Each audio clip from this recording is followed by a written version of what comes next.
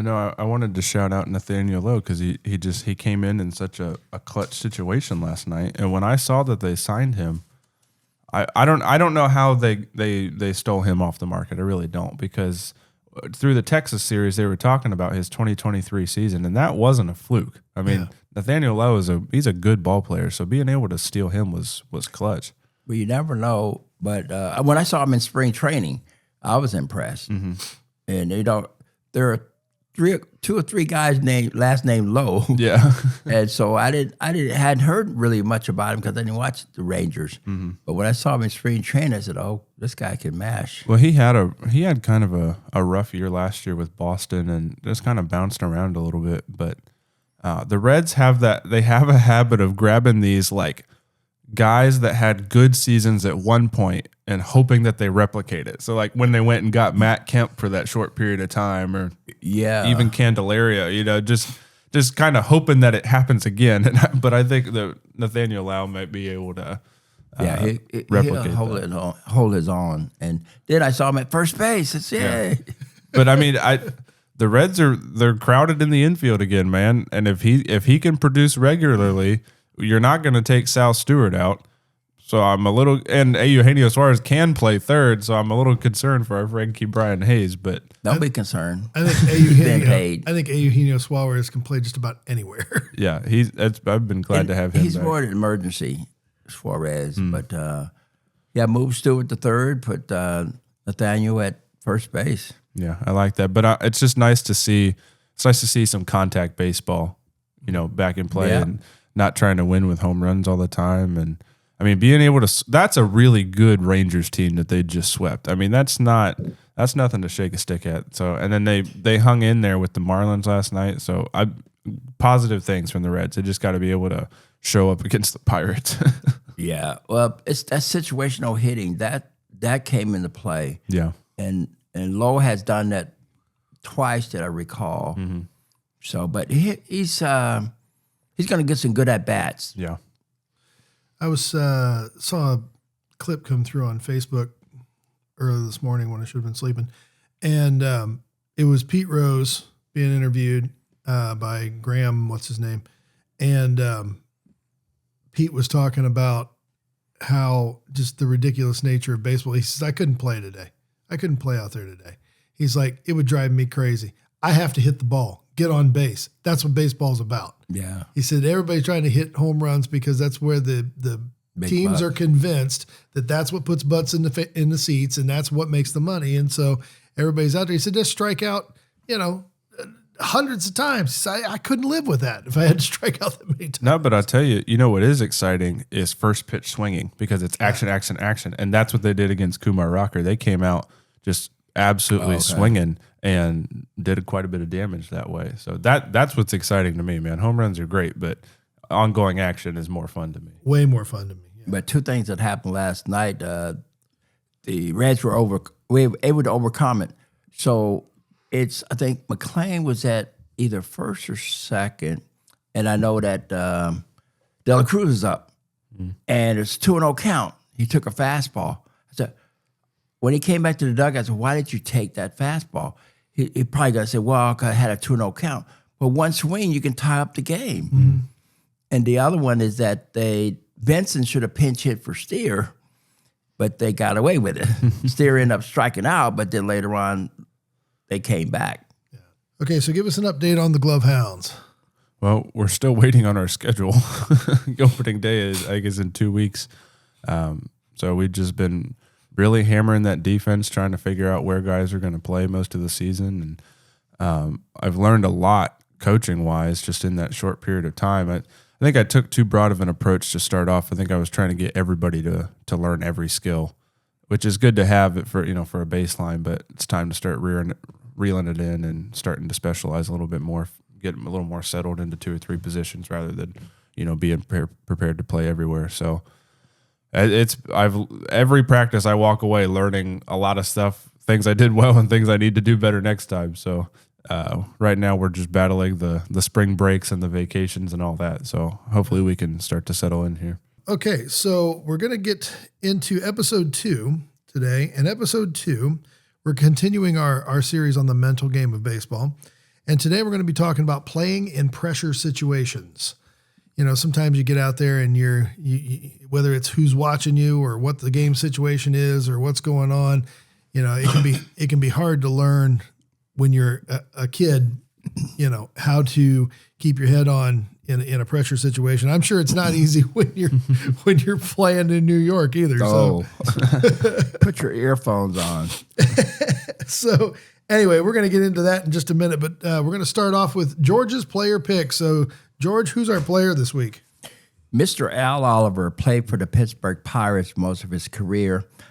He had over 300 career batting average, over 2,700 hits. Wow. I mean, that is saying something right there. 7-time All-Star. He won 1 batting title, 1 RBI title. But you talk about politics. I think in his case, politics is keeping him out. And with that collusion that happened, I forget what year, and that's in a sense you're suing Major League Baseball. So I think they're holding that against him as far as going against Major League Baseball, even though the teams really did collude. And so in his case, I think it's political because I think he was off the ballot after his first try. He got less than 5%. But Al Oliver, I know a lot of people think that he's in the Hall of Fame, but he has the numbers to be there. But, you know, over 300 batting average, career batting average, that is saying something. 2,700 hits. And he would have gotten, without the collusion year, I think maybe another 2 years, he would have had 3,000 hits. But this guy is an unsung hero, and he should be in the Hall of Fame. Help me there. When he played, did you play at the same time or was he before you? He started before me, but we played at the same time also. When I was at the Giants, he was with the Pirates. Then later on, he had gone to Montreal. I specifically remember with Montreal, the outfield is round. The fences the surface is round, and when the ball kicks, it goes around the field, and instead of bouncing back to you. And during batting practice, I work on that. But Al Oliver, with 2 strikes, I tell the pitchers, let him hit the ball before he gets 2 strikes. With 2 strikes, he consistently hit the ball down the left field line. And it hit right in that corner. And I remember one game, I forgot that the season had started. I thought it was spring training. So the ball hit and started going towards center field. I couldn't catch up with it. And Geronimo wouldn't help me. So I get ready to throw my glove at it, but I forgot it's a real game. I'm like, hold up here. Yeah, Sugar might have had a thing or two to say about you throwing your glove around. Well, I even got an extra base, but it must save my running. Yeah, I was like, wow. So you finished the season last year, exhausted from all the travel and the tournaments, and you tossed your gear in a bag where it's been sitting all winter. Now you're ready for another year, but your favorite glove that fits just right is an error waiting to happen. The leather's dry, the laces are brittle, and this year you're on a new team with new colors, and it sure would be cool if it matched. Well, wouldn't it be great if you had a glove guy who could help you out with that? You do. His name is Ethan, and he owns Glovehound Baseball Glove Repair Shop in Fairfield, Ohio. Just contact him at glovehound.com and upload pictures of your glove. He'll give you a call back to talk it over, and then you can send it in for a repair, relace, recondition, whatever you need. If you're in the area, you can even just stop by the shop. That way you don't have to bother with shipping, and a lot of times he can even fix it while you wait. Rawlings, Wilson, Mizuno, All-Star, Nakona, he's seen them all, and he's helped players at all levels, from beginners to pros. Last year he worked on a glove that Jose Trevino used in the World Series, and he can help you too. You can find Glovehound on Google, Facebook, Instagram, YouTube, and on the web at glovehound.com. You're only going to get busier, so reach out today and give your glove the love it deserves at Glovehound. So this week, with the idea of learning to play in pressure situations, I got a couple of questions that I'd like to throw out there. First of all, how do you learn to see pressure situations as an opportunity for greatness rather than a risk of failure? Well, it's more opportunity for success, not particularly greatness, but you have to practice it, prepare for it, have it in game practice. In your practice, have the kids work on that situation so that when it comes up, it's nothing they're going to startle them. They're already adjusted to it, but you got to work at it and work on it. And their guys, I look at the batting coaches in the major league. They haven't been in those situations. So how are they able to teach the guys who are in that situation to do it? And I had to look at the Reds because they're notorious in not getting a man in from third base with less than 2 outs. Yeah. They acquired Nathaniel Lowe. He's doing a good job. Sal Stewart's doing a good job. But the other guys, they're not watching. But you got to go up there and a man on second base, no outs. You got to be able to give yourself up to get the guy over to third base. But that's situational hitting. But you got to do it in practice, and somebody got to teach you how to do it. And it's not just going up there swinging a bat. It's even though you look for a certain pitch to hit that to the opposite field, a certain pitch to drive in the air, but you got to work at it.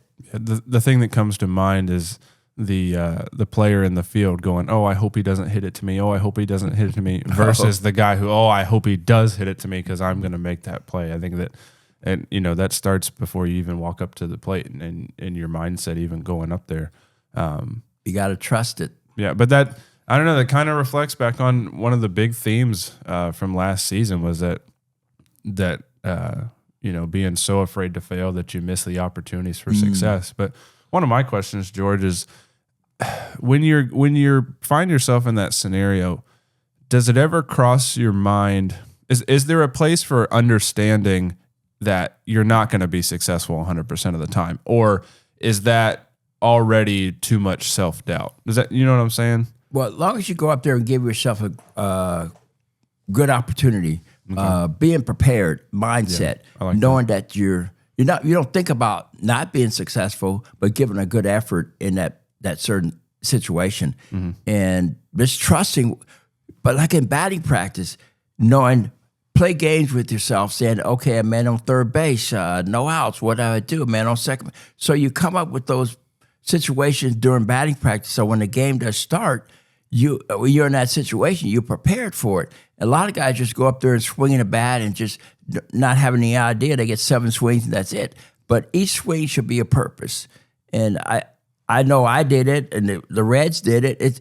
It's really, we weren't really, have a session talking about it where we learned from Perez or Rose or Morgan, those guys, seeing what they do in those situations, that you got to go up there and be in control. But another thing, I read something the other day about failure. If you are afraid to fail, you're going to limit your success. Yeah. And people talk about, well, you say failure is a negative. No, if you're going up there not prepared and not having the confidence and believing that you can do it, more times than none, you're not going to do it. So then let me ask you this. You're in the majors, you're playing over 160 games. Yeah, it's your job, and every situation has pressure. But maybe you know that this isn't the only game you're going to play this week. It's not the only game in the series. It's not the only game in your life. But youth ball, you're playing. It's the weekend. You got through round robin. You're in your first tournament play. You got fortunate enough to get on the field, and you're scared to death that you're going to do something that's going to put you back on the bench or get you taken out. And it's the only game you're going to play for an entire week. That changes the pressure situation. Yeah, it's kind of like playoffs every single week. I mean, I could see how that could get a bit exhausting. Yeah, I mean, that's always been my thing with tournament play too, is that every time you're in a tournament, it's the playoffs.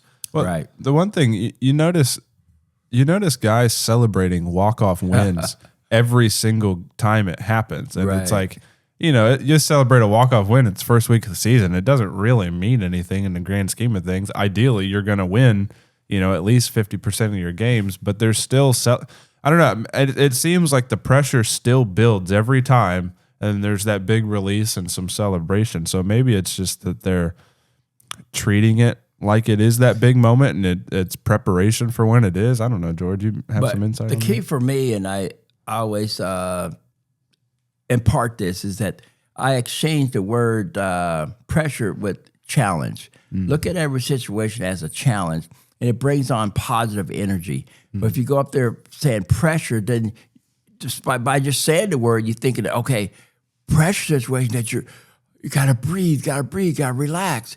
But if you say challenging, okay, I'm being challenged in this situation, so let me see what I can do in this situation. But it brings on a positive attitude.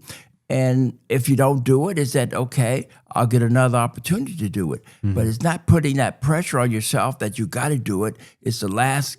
I mean, it's a matter of life and death. Mm-hmm. No, but you got to go up there in every situation and talk about it. It's a challenge. And I see in Major League Baseball, I never did like when they celebrate later on after they walk off or whatever. They're tearing somebody's jersey off and it's like, no, just take it like you've done it before. Yeah, act like you've been there. That was one of the things I really loved about every interview I ever saw with Hank Aaron. Aaron was always like, nope, no need to rub somebody's nose in it. You just walk off the field and get them again tomorrow. Yeah, but I really like what you were saying earlier, George, about coming up there with a strategy, and as long as you execute, do your best to execute your strategy, you can, and as long as you did your best, you can walk away knowing, well, I gave it my shot, and this time, I just came up short, and we'll get it next time. But if I could see how if you go up to a situation unprepared, something happens, and you don't know why it happened, then you're really just setting yourself up to do the exact same thing again. Right. Especially if you don't have somebody there to coach you in what you need to do. Yeah. And even though you gave your best, maybe your best wasn't good enough then. So what else do I need to do to change it? Mm-hmm. And that's growing. That's getting better. That's learning. Well, one of the things I'm hearing both of you say is a lesson I taught you a long time ago, which is you take your have-tos and you turn them into get-tos. Yeah, for sure. And that's a completely an attitude thing. That has nothing to do with anything other than the way you see the situation.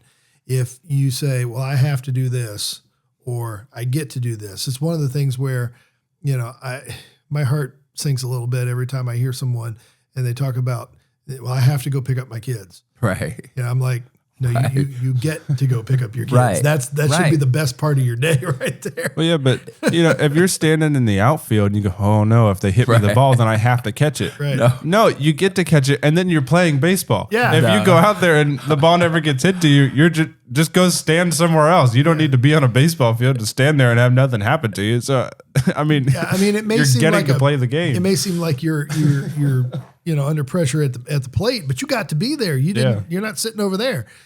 So it's something you get to do. Think about that just with regard to anything in life. Your job. I have to go to work. No. You get to go to work because that's how you afford to do all the other things that you enjoy doing in life. Appreciate it. But a good story about a guy said that, please don't hit the ball to me. It's back to Tom Lasorda with the Dodgers. So they had lost a game by maybe 8 or 9 runs. And he's asking Pedro Guerrero, Pete, what are you thinking about it? We're at third base. I'm praying that they don't hit the ball to me.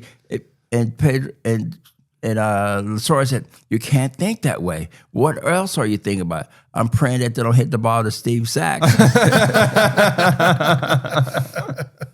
That's funny. So then let's talk about, we've mentioned a couple of different times the danger is going up there unprepared. So let's talk about that. How do you calm your nerves and create focus? What does that preparation look like before you go up there? Like when you're, before you get to the ballpark, when you're not up, when you're sitting on the bench, or when you're in the field getting ready to come back in, or when you're in the field playing, like what does that preparation look like? Well, there are many opportunities you can prepare yourself. It's after a game, getting ready for another game when you're on the bench. Like I said earlier, is that in batting practice, it's just think about situational hitting. I know in certain situations, they would give you the first 7 swings, say you're going to bunt. And then a man on first base, you're going to get him over. Try to bunt him over. Or a man on second, you're going to try to get him, hit a ground ball to the right side. Or a man on third base, for the defense and for the offense, okay, infield's in. So what are you going to do? Try to get the ball in the air. The infield back. You want to hit the ball on the ground. So you create situations during batting practice that are going to help you in the game so that now you program for that. Mm-hmm. But you gotta be always in the game. You're knowing the situation. You're knowing what the guy throws. Has a curveball, sinker. You're knowing if he's going to come inside or throw it outside. And you can, in a sense, not really force the pitcher to throw you what you want, but go up there and strategize. So now you know he got to hit the ball to the right side, get closer to the plate. Because now if you get jammed, you have a good chance of hitting the ball to the right side. But a lot of them, they're standing in the regular stance and they're throwing them outside, and now they have 2 strikes on them. And now they really get panicky.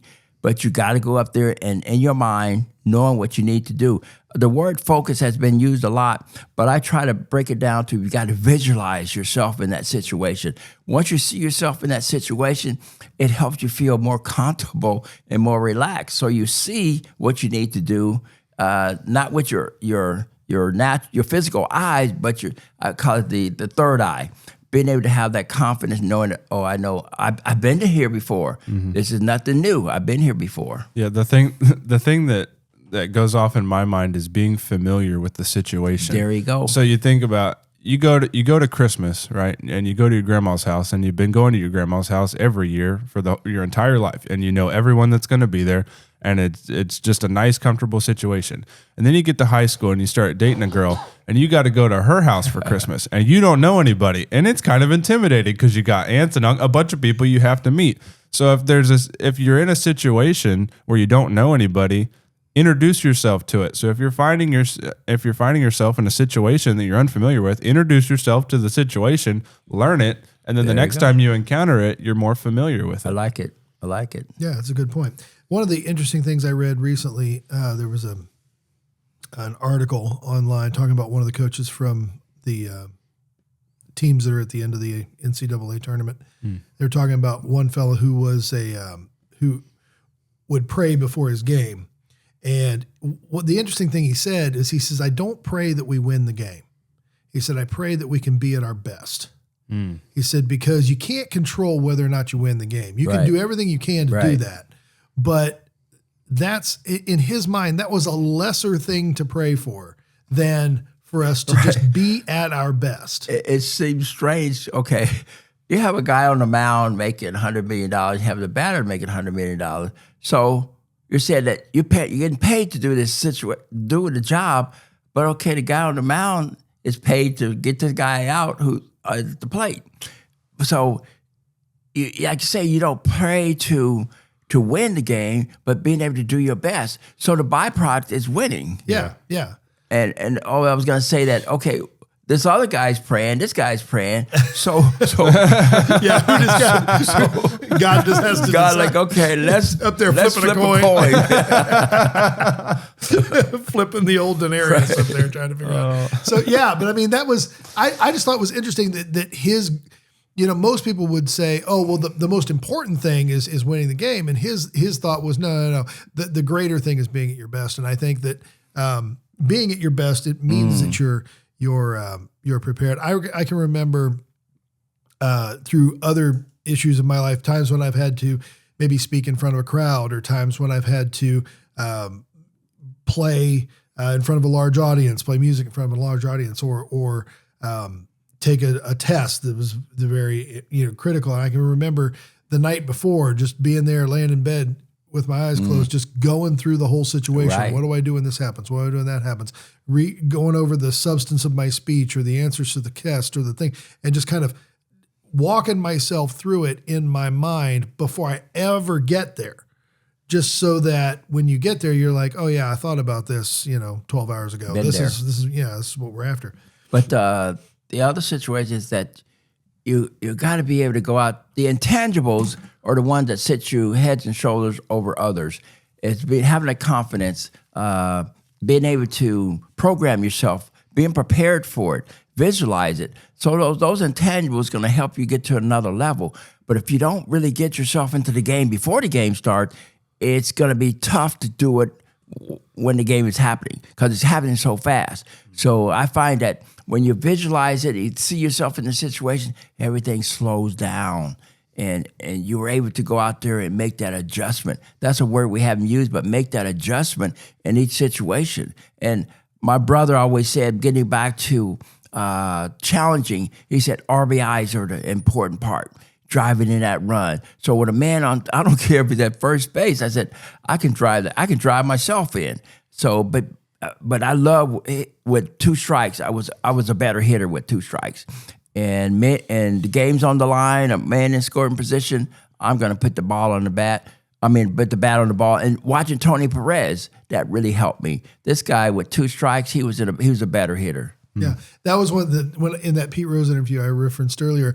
That was another thing that he said. He said that nowadays, the 2 strikes is just paralyzing to most batters. He's like, we looked for 2 strikes when we were out there. That was the point. But they penalize themselves. After they get 2 strikes, that bat's over. They take the next pitch down the middle. Yeah, and his thought was, there's 2 strikes, and now I have to make him throw another one. Now I have an advantage. And I'm like, you have an advantage in 2 strikes? Like, that's the way he's thinking. But Pete is like, no, I got you now. I never did give the guy on the mound credit for saying, I don't say he got me out. I got myself out. Yeah.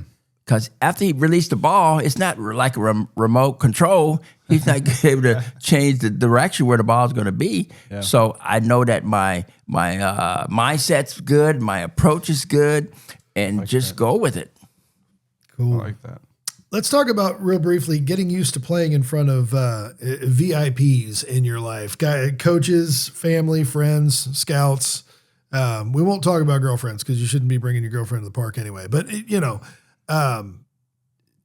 get in front of, I'm teasing, but get in front of, playing in front of important people and how that can mess with your head.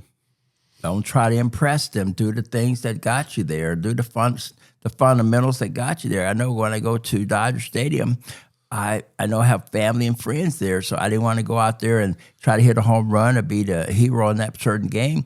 More times than none, you're going to end up being the GOAT, not the greatest of all time, but being able to go out there and execute like you had done before. And if you try to go out there and impress somebody, you're going to end up maybe being depressed. Yeah. Well, yeah. You're just doing the same thing. Just because somebody else is there or isn't doesn't change what you need to do. And because if they were there and you didn't know they were there, you wouldn't change your approach at all. And it kind of goes back to the same thing of whether or not you gave it your best effort. Because if those people truly love you and they know you gave it everything that you had, then they're not going to be mad at you. Sure. They can understand that success isn't guaranteed per se. One thing I would encourage players to think about, especially when you're thinking about coaches or scouts, is especially scouts. First of all, if they're there looking at you, that's not the only time that they have or will look at you. Yeah, it's not a one and done. If they're interested, they will look at you more than once, because if they're interested in having you on their team or in their organization, they're looking at pulling in the totality of who you are and what you do on a regular basis, game after game after game. One stellar game is not going to get the job done. So you could be the greatest player on the field that one day, and they're still going to average you out. So you're better off to be consistent and be productive. That's the word. But one really bad performance with really bad attitude, where you show that you're going to be a cancer in the clubhouse, that can cancel bad attitude after that. Point. So that's the opposite words. And man, attitude is the one thing that you can control, man. Sometimes you're going to go 0 for 4, but you can go 0 for 4 with a positive attitude. You can go 0 for 4 and slam your helmet and cause everyone else to be distracted. So that always really bothered me. I had a handful of teammates that would just make a big deal out of their failure and make a scene about it, and it just completely just sucks everybody else out of the game. And there's no need for that, man. Just because you're having a bad day doesn't mean you have to make the rest of the team. Think back to your 77, 78 year, George, when you hit a lot of home runs, but the point was you were consistently producing that result. Right. It wasn't that it was something unusual. The thing that made that year great for you is that you consistently produced it all year long. You weren't super hot before the All-Star break and then you tanked, or you weren't, it was like all year long, you're just up there taking care of business constantly. That was my goal. My motivation for especially 77, because 76, I wasn't as consistent around in August. So in 77, I wanted to see how many games I can play being productive and being consistent. And I played 159 games that particular year. So consistency is very, very important. You can go out there, like you say, have a great, we had one guy, he had a great April, and he hit over 400 in April, and then by the time the season was over, he was probably like 270. But I guess in his mind, if I start at a high average, and by the end of the season, I'll have enough points to be at 270. But I felt that being consistent in my case is that I'm going to drive in a lot of runs, and driving in runs is going to help the ball club win. Well, and you think back to your pick for the day. You think back to a guy like Al Oliver, who's got over 2,000 hits. You get over 2,000 hits by consistently hitting the ball. Right. I mean, but you look at over 2,700 hits, and then you look at a guy who has over 4,000 hits in Pete Rose's case. That's being consistent, not just day in and day out, year in and year out. And back to Pujols, when he had 10 years of batting 300, over 30 home runs and 100 RBIs, that is being consistent. Mm-hmm. But yeah, Al Oliver had, I think, 12 years of 149 hits or more. Yeah. So, I mean, this is where, you want to see a coach or a scout really get excited. You show them consistent play over a period of time and show them that you can be comfortable in your skin when you step out there, and they can count on you to get the job done. Yeah. But I didn't look at how many, because I don't look at it. I don't feel it's I guess, something to brag about or talk about. But I didn't look at his strikeouts. If I would guess, he didn't have many strikeouts. No, the most he ever had in a year was 73. Wow. That's getting into the Maggio, when he had like 50-some strikeouts. That's crazy. He also didn't walk a ton either. So he kind of reminds me of one of these Luis Arias kind of guys where he's just going to swing and put the ball in play. Yeah. And that, it gives your teammates confidence when they know that they can count on you to go up there and be consistent. Gives your coach confidence. But that's back to that situational hitting. So now you're knowing that he's going to put the ball in play and move the runners. Mm-hmm. It may not be an RBI, but it's a quality out. Yeah. That's true. That's true. Level swing. Let it travel. Wait for your pitch. Be aggressive out there. It's no wonder young players get confused at the plate. What if your son or daughter could learn not only how to hit the ball, but also where to hit it, when to hit it there, and why? George Foster has played baseball at the very highest levels. He was the National League MVP when he hit 52 home runs and 149 RBIs in a single season. He led the major leagues in home runs twice and RBIs 3 times. He was a 5-time All-Star, a Silver Slugger, and he helped the Reds win back-to-back World Series. During his 15-year career, George developed a unique approach to hitting that made him one of the greatest hitters of all time, and now your favorite player can learn it too. That's right, baseball legend George Foster is currently accepting new students. Learn the psychology of hitting, situational hitting, hitting for power, bunting, and more. Every team needs players who can hit, and George explains the game in a way that's easy to understand and exciting to learn. So check out GeorgeFosterBaseball.com to learn how you can apply for private lessons with a member of the Cincinnati Reds Hall of Fame. Spots are limited, and the roster will fill up fast, so don't wait. Apply at GeorgeFosterBaseball.com.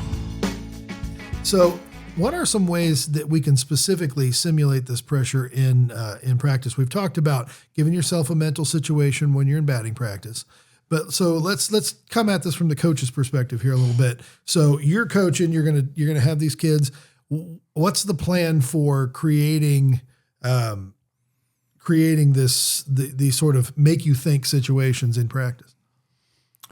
Well, if you've got suggestions, I'll take some because this is something I've been trying to implement. Last night we had some runners on trying to simulate real game scenarios. Always have runners on base during batting practice. Which was really funny because the first time that we tried to take situational field, we had a guy. I didn't have enough runners, and I had a guy. I hit it to third. Guys running from second to third, and I'm yelling at the third baseman to throw it to first. But he had plenty of time to tag the runner, and he actually went to tag the runner and then got confused, and I had to stop. I said, hey, that was my fault. I gave you the wrong, thing there, because these guys, in my case, haven't played at these 90-foot bases before, and so a lot of these guys have more time to make these throws than they think. So yeah, getting runners has been the main thing. We worked on calling out the situation and where we were going to go with it.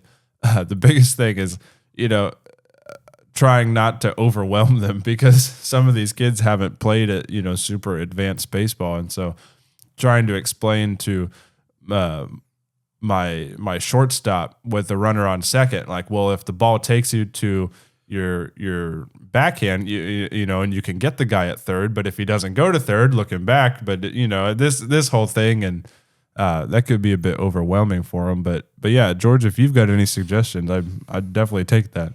Well, the number one thing that I go back to high school where I learned how to play the game, not only situational hitting, but situational fielding. So the coach had written out things for me, for the players to memorize. So I knew what, in certain situations, what to do. So when the practice did start, today they have a card, just look at the card so you know the situation. And then when I become a coach, if I didn't have runners on base, I would call out a situation, and just to get them adjusted to doing that. So if you have the bases loaded, one out, middle infielders back, then I hit a ground ball. So they don't know where the ground ball is going to go. Hit a ground ball and see what they're going to do. So they actually plan it out. But I think the biggest one is to write it out. And I think there are like 26 different combinations that you can utilize, not only for the infielders, but for the outfielders. So that's what I did, so that now they can see it. I mean, they hear it a lot, but they may forget. So writing it down is very helpful. Do you have any tips for keeping your outfielders engaged while you're trying to do that? Because I found myself losing my guys in the outfield when I was hitting more than one ground ball in a row. Oh, well, what I did, I had another coach is hitting them fly balls, while I'm hitting the infield. Okay. And so that keep them engaged.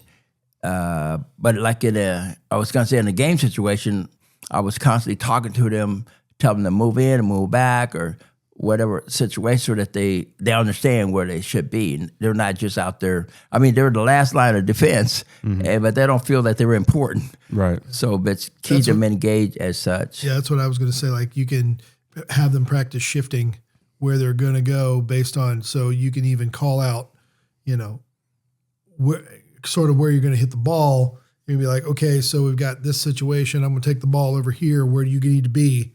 Where do you need to be? And they're moving out, they're moving in, they're moving left and right, and you get them to start moving together as a unit. Yes. Yeah. Maybe yes. Trying to maybe if I were to describe the type of hitter at the plate, even if there's a guy on first, I say, okay, I'm a big lefty who's likely to pull the ball. What should you do? And then have them shift accordingly, and then try to hit it as if I were that guy. Or I'm the skinny little leadoff guy. I'm probably not going to hit it over your head. Go ahead and bring you in, or go no doubles, or something like that. Maybe that would help. You just have to constantly talk to them, and even in major league level, they don't know how the ball's going to react off a guy's bat. But in more times than none, and I saw it the other day, Philadelphia game, the guy, a left-hander was hitting, and the left fielder broke towards center. Of course, the ball went towards the line. So it's telling me that they don't know. So, and then you have a kid say, well, that guy did. No, that's not right, even though he's on the major league level. And so it's because when you said pull, being careful that you think they understand pull. Yeah. Well, and the other thing is, okay, I've just taken a handful of deep cuts. You can tell I'm trying to swing for the fences, and so they back up, and then you drop one in front of them and said, that's why I was swinging for the fences. I was trying to get you to do that. So now you got to pay attention, So the other thing is keep your stats all the time. So like when you're throwing batting practice to somebody, keep balls and strikes. Like call them. You know, don't just say, okay, well, I'm just going to throw 20 pitches this kid and 20 pitches this kid. Yeah. You know, like, no, just what is it? So that they're hitting to the count that they have on them. Right. And that way there's a structure that they're working against. The other thing would be obviously having runners on base. We talked about that, and that creates a situation. You know, it's one thing to say, okay, there's no runners on base. All right, turn 2, here you go. But the guy steps and he turns 2. But he can step anywhere he wants because there's not a guy sliding into him. He can do, you know, so, you know, it's totally different if you say, okay, we're going to turn 2. Okay, all right, you got him. Well, how do you know you got him? If there's a guy sliding at you, you know whether you got him or not. You know, that kind of thing. So, if your catcher is going to be throwing to second, make him throw against a runner. I mean, it's a whole different ballgame when you're throwing against a runner than if you're just making that throw to second base. And having with the catcher throwing to second and having a batter up there because there's a chance. That's a good point. So like you go on third base and you have a right-handed hitter. Yeah. The other thing would be keeping score in different ways. So, all right, so we've got this many outs now. Now what are you going to do? We've got, you know, so if your runners are running and they actually get around and they score, okay, fine. Or come up with a way that if the ball gets through the offense, you know, these guys are going to play offense. You guys are going to play defense. Okay. These guys get points for, you know, if they get on base, if they, whatever, you know, come up with a point system that, so that they're all keeping score all the time. If you're keeping score, at least you're in the game. You know, your brain is in the game. You know, ghost men. If you don't have enough guys to put runners on base, keep the ghost men on there because now you got to remember where the ghost men are because you're also keeping score, and that matters on who's that recall. Yeah, so because I throw batting practice to this kid and he hits the ball well in batting practice. And when a game, he's a little intimidated or timid. So now I said, okay, the word is attack. I want you to attack.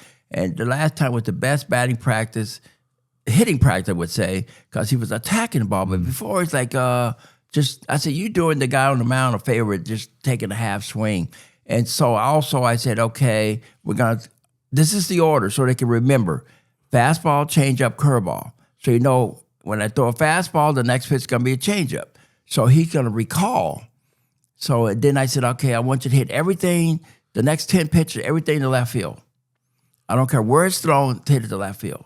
So they get them to practice doing that in practice. Right, yeah. I like that. So just creating some sort of structure. It really doesn't even have to be a standard baseball structure. It could be, all right, the game we're playing is this guy's trying to get it through the gap into the outfield. If he gets it through the gap in the outfield and gets a base hit, that's a point. If you get him out, you got a point, or whatever. Just creating some sort of, you're playing backyard baseball is what you're doing. But that's what we did during the season. Yeah. So the guys who weren't playing, so we had 6 guys who weren't playing, so we had 2 teams. So now we weren't playing points. I think you had to put, if a guy's at third base and you got him in, you get $5 put in the kitty. And if the team that does it, they get $5. The other team had to put in 5. But if you don't do it, well, you're into the game. Yeah.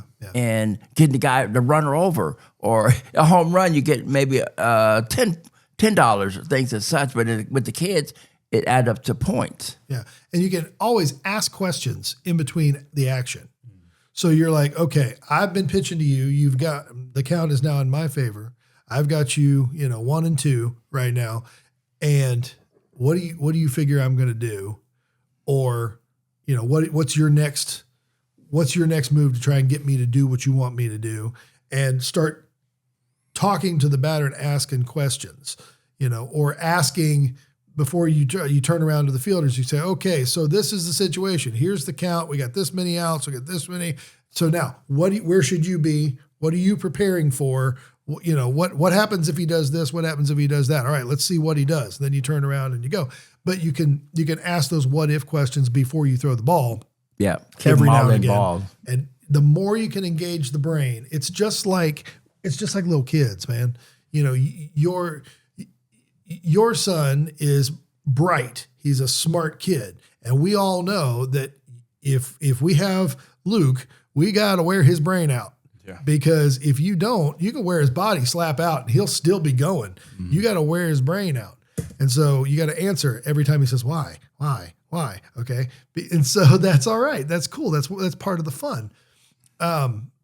But you have to challenge that. You have to make him think. You were the same way when you were little. Got to make you think so that you can stay engaged and learn. Learn. But I found that later on in coaching, I preface it this way. When I tell a kid, I don't know is not acceptable. Yeah. So that when you ask a question, more times than none, they're going to say, I don't know. So I already told them, I don't know is not acceptable. Yeah, give me a wrong answer. Give me some Give me an answer. Yeah, something. And if it's wrong, I'm not going to make fun of you, but I'll help you understand why it's right. Just I tell them, I said, I'm not going to laugh in front of you. All right. So the last little thing we had here, I came up with this sort of little 3-step thing here to is it a dance? No. To kind of create focus. So you envision the outcome, and we've talked about that. We've talked about see what it is that you want to make happen in your mind before you do it, and see it realistically. This isn't like the last. I want to hit a home run. Yeah, this isn't the last. This isn't the last situation in the natural, and you're going to bounce it off all the lights and run around. So envision the outcome, what it is that you want to have happen. Eliminate the noise. Mm-hmm. The best way that I've ever found to eliminate the noise is to breathe deep. You take in that deep breath, you blow it out, you shut the noise out, and you concentrate on what you're doing up there. So if you create noise in your head that competes with the noise outside, and by doing that, what I'm saying is you're thinking, you're in the game, you're running through the situation, you're keeping the score, you're keeping the stats. If you're doing that, then there's noise already in your head. It's just productive noise. And what it's doing is it's having you not pay so much attention to all the stuff that's going on around you because your brain is engaged. You're not thinking about all that. Fans yelling and people, all kind of noise going on, that's going to get in your head when there's nothing there to begin with. If you don't have anything going on in your head, then you're a lot more susceptible to noise that's around you. So if you want to eliminate the noise, create your own in your head that's productive. I like that. I like the part of visualizing what you want to do, see what you want to do, and make sure it's realistic. But for number 3, it's to go back to number 1. Yeah. Being able to go back to number 1, being able to visualize, you're not hearing that outside noise or sound. And when you're going to visualize, now your focus is very keen. Your concentration is very keen. Because I know in my situation is that, okay, if you get into knowing what the situation is and putting yourself there, you don't hear the noise. And I found myself, I had such good concentration. I'm walking through the clubhouse. People are speaking to me. I'm calling their name, but I just did not let that go. But because I just listened to Al Green and James Brown, so I have that music. I have that music in my head, and I see myself in the batter's box. I see myself in the outfield, so I'm already prepared. And like James Brown, get on up. So if you can envision the outcome and you can eliminate the noise, then the only thing left to do is execute the skill. Now, in order to execute the skill, you have to have built the skill. Yeah. So yes. You have to have it to where it's second nature, it's muscle memory, it's those kinds of things. But that's where practice comes in. So you concentrate at practice and building that skill. But then when you're in the game, if you've envisioned it and you've created whatever noise is in your head to block out whatever's around you, you breathe deep, you get ready to go, then the only thing left to do is execute. But the other factor, it's important that we practice on the physical memory, so we got to work on the mental. Yep. So now physically you're knowing what you're going over and over, catching ground balls, fly balls, that now you start to mentally prepared. Okay, and I can see myself, okay, the ball's hit down the line, I'm playing right field. First move I know, and I'm going to go in, catch the ball and spin. And not go in and throw against my body. or the ball's hit down the left field line, I know I'm going to crossover step and backhand, step behind with my right foot and throw it to the bag. So you're seeing yourself having that choreography, that dance going on. So it's in a sense you're putting yourself. It's like you're on stage, you're performing. Sure, yeah.